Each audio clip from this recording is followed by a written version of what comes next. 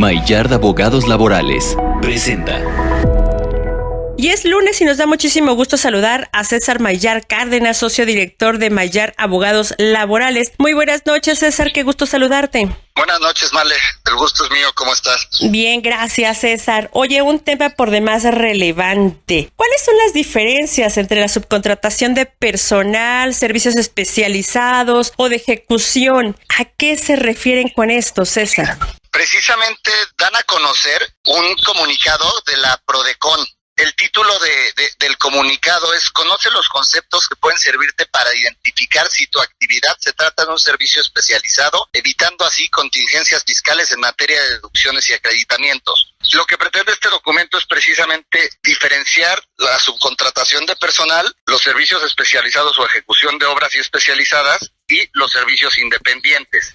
Prácticamente lo diferencia de la siguiente manera, y todo es a raíz de la reforma a la Ley Federal del Trabajo que entra en vigor el 24 de abril del 2021. Dice que la subcontratación de personal se trata cuando una persona proporciona o pone a disposición de trabajadores propios en beneficio de un tercero, es decir, de un contratista pone en disposición de un contratante el servicio de personas. ¿Cuáles son los elementos para que exista la subcontratación de personal o para que se tipifique como tal? Número uno es que el contratista tenga trabajadores propios. Número dos es que las personas se beneficien de los trabajos del contratante. Y la tercera es que el contratista proporcione o ponga a disposición a sus trabajadores. Luego te habla de los servicios especializados o ejecución de obras especializadas. Te dice aquí que por los elementos sine qua non de unos servicios especializados es, número uno, que los trabajadores sean dependientes del contratista, y esto se refiere a la dependencia económica. Luego, que el contratista debe proporcionar o poner a disposición los trabajadores que se encuentran en su dependencia en favor del o en beneficio del contratante.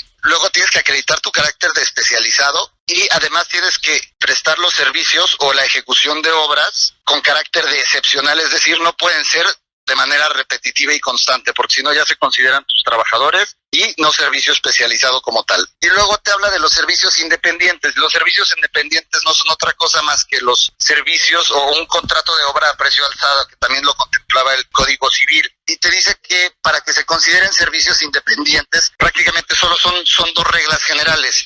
Una, que la realización de las actividades propias del servicio sea ofrecido por el contratista, y dos, que los elementos adicionales, como por ejemplo el capital humano, como los materiales y las herramientas de trabajo, queden o se desprendan de la dependencia del contratante. César, buenas noches, te saluda Claudia Villegas. Fíjate que a nosotros nos escuchan muchas agencias de relaciones públicas, de marketing, de comunicación, que ofrecen servicios especializados a sus clientes. Pueden incluso, César, poner un ejecutivo a que atienda proyectos, colocar oficinas, infraestructura.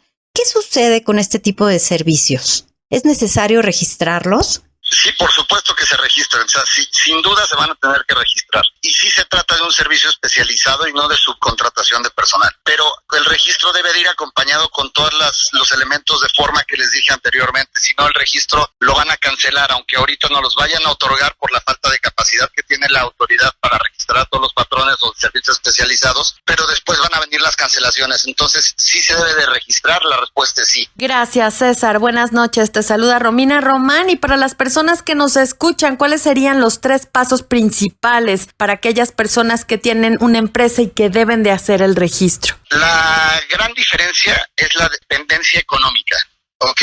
Es decir, si tú dependes económicamente de la persona a la que le estás prestando servicios directa o indirectamente, entonces este va a ser considerado tu patrón, ¿ok?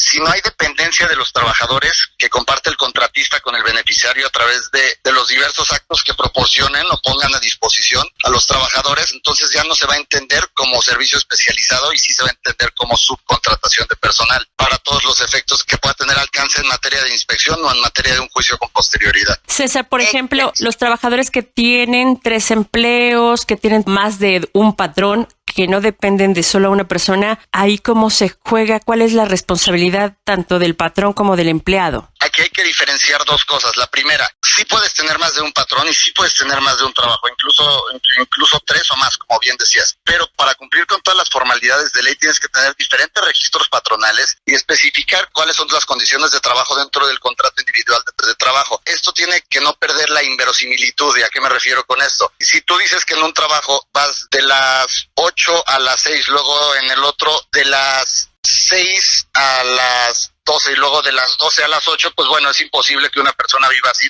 trabajando 24 horas al día. Y a lo que me refiero con dependencia económica es precisamente si yo soy un sastre y solamente trabajo para ti y solamente te hago trajes a ti, bueno, entonces es evidente que tú eres mi patrón y yo soy tu trabajador. Pero si tengo diferentes clientes, pues la dependencia económica se pulveriza y por consecuente es una actividad independiente o un servicio independiente. Y ahí ya no tendría que haber registro. Ahí ya no tendría que haber registro. En ese caso no tendría que haber registro. Muchísimas gracias a César Amayar Cárdenas, socio director de Mayar Abogados Laborales.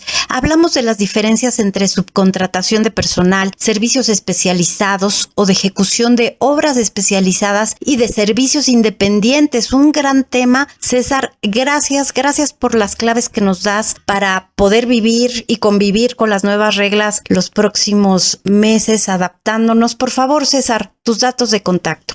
Claro que sí. Mi página de internet es www.maillard.com.mx y mi correo electrónico es cesarmdmamá@maillard.com.mx. Una vez más, gracias a César Mayar Cárdenas, socio director de Mayar Abogados Laborales, aquí hablando de las nuevas reglas para la subcontratación, para los servicios terciarizados. Somos Salud, Dinero y Amor. Soy Claudia Villegas y junto con María Elena Vega y Romina Román le pedimos por favor que se quede con nosotros. Maillard Abogados Laborales presentó La salud en Salud, Dinero y Amor. Por 88.9 Noticias. Gracias, seguimos aquí en Salud, Dinero y Amor y ya está con nosotros en la línea el doctor Luis Xochigua Díaz. Él es el presidente de la Asociación Mexicana de Infectología Pediátrica y vamos a abordar un tema muy relevante. Antes de tocar ese tema, es que 3 de cada 10 niños en México obtuvieron su esquema de vacunación completo. Hay un retraso importante en este último año por el tema de la pandemia, pero antes de iniciar con este tema, doctor, me gustaría preguntarle, hablando de vacunación, ¿cómo ve estas vacunas en contra de COVID-19 para adolescentes de 12 a 18 años que ya se están aplicando en otros países y las que ya se están preparando fase 1 de prueba para niños de 5 a 12 años? ¿Qué tan conveniente es aplicárselas, doctor? Bueno, en primer lugar quiero agradecerle la oportunidad a María Elena, a Romina y a Claudia. Es una pregunta muy importante. El punto es que la situación de estrategia a nivel mundial es que todo mundo estemos vacunados para que podamos tener una protección, pues ahora sí, en rebaño, y de esta manera pues poder disminuir los casos como esperemos esté sucediendo en la mayoría de los países que se están aplicando las vacunas. Sin embargo, ha sucedido algún fenómeno como en Chile, en donde la cantidad de la vacunación era muy importante y sin embargo hubo una condición en donde los casos empezó a haber un alto índice de contagiosidad en Chile. Hablamos recientemente con una colega del Ministerio de Salud en donde nos decía que había algunas variantes que habían condicionado que los casos empezaran a ser más frecuentes ahora en jóvenes menores de 30 años, cosa que no estaba presentándose. Y bueno, de esta forma podemos ver la volatilidad que hay en los virus para obtener mutaciones. Efectivamente, ya está aplicándose la vacuna en los mayores de 12 años, en los niños. Ya están en fase, sobre todo, de protocolos de investigación para las vacunas en menores. Y por supuesto que es importante que empecemos a tener estas estrategias de vacunación en los menores de 12 años. Y sobre todo porque como la estrategia mundial es la aplicación de vacunas, tampoco es insistir en que ya tengamos un esquema de vacunación como lo estamos observando en nuestro país. La gente se está vacunando y piensa que con el hecho de haber estado vacunados ya tienen que bajar la guardia, ya no usar cubrebocas, dejar de tener la sana distancia, y pues realmente es muy importante continuar con la sensibilización en la población de que esto puede condicionar más contagios. Doctor, buenas noches. Le saluda Claudia Villegas. y tan importante como es la vacunación del COVID, también seguir con la vacunación, doctor. ¿Qué ha pasado en este año de pandemia con las vacunas básicas de los niños? Pues realmente,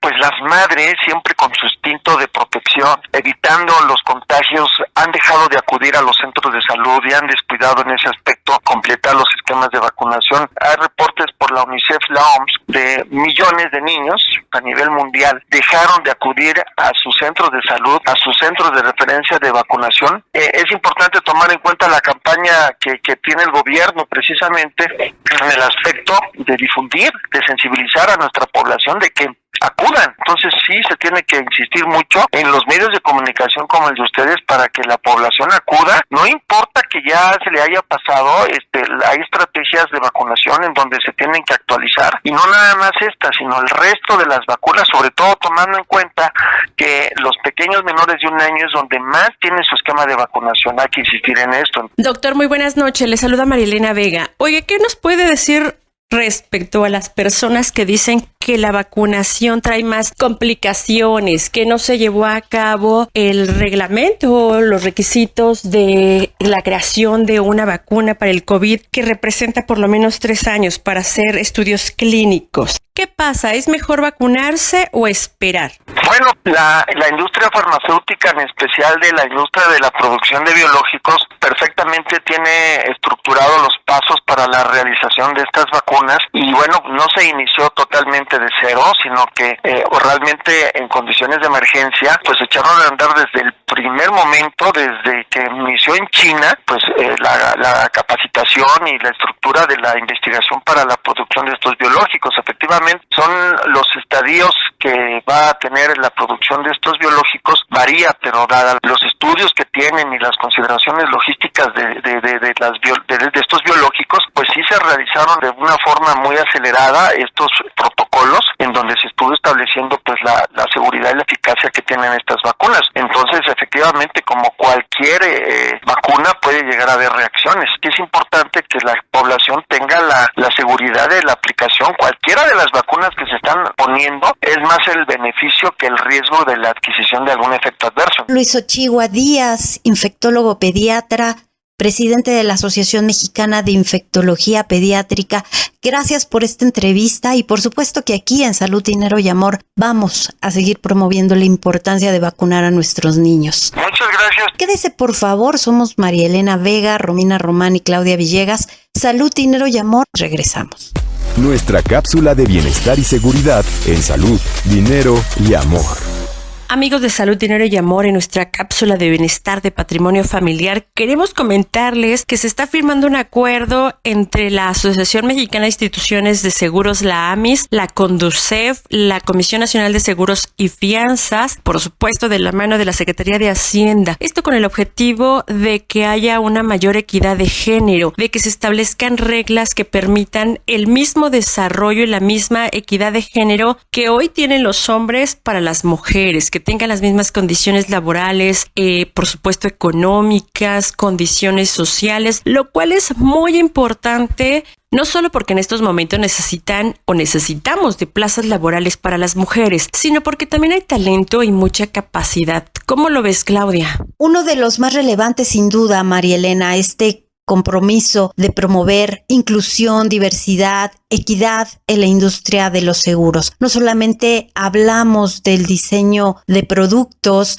no solamente hablamos de la participación de las mujeres en este sector. Por cierto, este sector que está presidido por una mujer, tenemos a Sofía Belmar como presidenta de la AMIS y que está conviviendo ya pues en el ambiente, en el ecosistema de los grandes organismos del sector privado. Se va a elaborar un diagnóstico del sector asegurador, María Elena, amigos, amigas, en materia de equidad, género y diversidad. Dicen que si no hay un diagnóstico adecuado, pues difícilmente se pueden tomar acciones. Después de este diagnóstico, se está comprometiendo la Secretaría de Hacienda, la CONDUCEF, la AMIS, a impulsar una cultura laboral de equidad de género entre las asociadas a la AMIS, promover la presencia de mujeres en puestos de toma de decisión y promover productos, como les decía, con perspectiva de género, diversidad e inclusión financiera. Así también se va a crear un comité responsable para dar seguimiento y ejecutar los acuerdos. Se llama evaluación, seguimiento y sobre todo, bueno, pues rendición de cuentas a este esfuerzo que es sectorial, público-privado. ¿Cómo ves, Romina? Gracias, Claudia. Y qué importante tema, porque esta carta se suma a las actividades que ya realiza la industria aseguradora y en particular que promueve la Asociación Mexicana de Instituciones de Seguros en esta materia de inclusión y de equidad de género, pues el año pasado firmó los 6 compromisos de He4She. Es importante recordar que de acuerdo con un informe de la Organización Internacional del Trabajo, la OIT, las empresas que promueven la diversidad de género en puestos directivos registran un aumento en su productividad de entre 5 y 20%. Además, la Asociación de Aseguradores anunció en abril de este año que su comité ejecutivo cuenta con 5 directoras, lo que significa una representación de 32% de mujeres en este órgano. Además, es la primera asociación dentro del Consejo Coordinador Empresarial, el CCE, que cuenta con esta composición. Hay que recordar que dentro de la 30 Convención de Aseguradores que se llevó a cabo el 11 y 12 de mayo pasados, se dedicó un bloque completo de conferencias enfocadas a estos temas. Se resaltó la importancia de promover una cultura de respeto, inclusión y equidad para fortalecer a las organizaciones, mejorar el desempeño y resultados, así como contribuir al bienestar y al desarrollo de quienes trabajan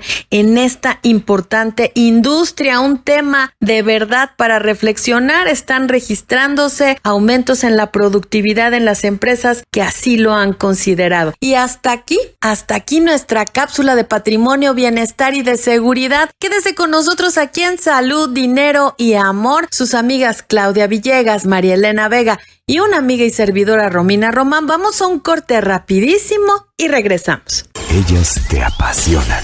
Salud, dinero y amor. Por 88.